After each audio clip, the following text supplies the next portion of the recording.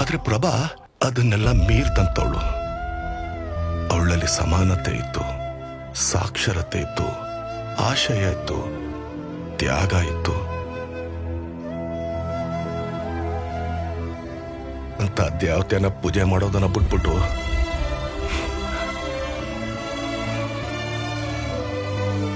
ನಾ ಇಂಥ ಜಾತಿಯಾಗಿ ಹುಟ್ಟಬೇಕು ಅಂತ ಯಾರು ಬೇಡ್ಕೊಂಡು ಹುಟ್ಟಕ್ಕಿಲ್ಲ ಕಣ್ರಯ್ಯ. ಹುಟ್ಟಿದ ಮಕ್ಕಳೆಲ್ಲ ದ್ಯಾವ್ರಿದ್ದಂಗೆ. ಆ ದ್ಯಾವ್ರಿಗೆ ಜಾತಿಯನ್ನ ಮುದ್ರೆನ ಓದ್ಬೇಡ್ರಯ್ಯ. ಮನ್ಸತ್ವದ ಮುದ್ರೆ ಓದ್ತಿ, ಪ್ರೀತಿ, ಕರುಣೆ, ಸಮಾನತೆ ಅನ್ನೋ ಮುದ್ರೆ ಓದ್ತಿ. ನೀವೆಲ್ಲ ಸಂದಾಗಿರ್ತೀರ, ಊರೂ ಸಂದಾಗಿರ್ತದೆ. ಇವತ್ತು ನಿಮ್ಮ ಎದುರಿಗೆ ಕುಂತ್ಕೊಂಡು ಶಾಲೆಗಳೆಲ್ಲ ಕಾಣ್ತಕ್ಕಂಥದ್ದು ನಾಗಮ್ಮನವರು. ಅದ್ರ ಮೇಲೆ ಮತ್ತೆ ಶಾಲೆ ಆಗ್ತಾ ಬಂದರೆ ಅದು ಪ್ರಭಕ್ನವರಿಂದ ಆ ಶಾಲೆಗಳು ಆಗ್ತಾ ಅಂತ ಒಬ್ಬ ಪ್ರಭಕರನ್ನ ನಾವು ಈ ಒಂದು ಲೋಕಸಭಾ ಕ್ಷೇತ್ರದ ಅಭ್ಯರ್ಥಿಯಾಗಿ ಕೊಟ್ಟಿದ್ದಾರೆ.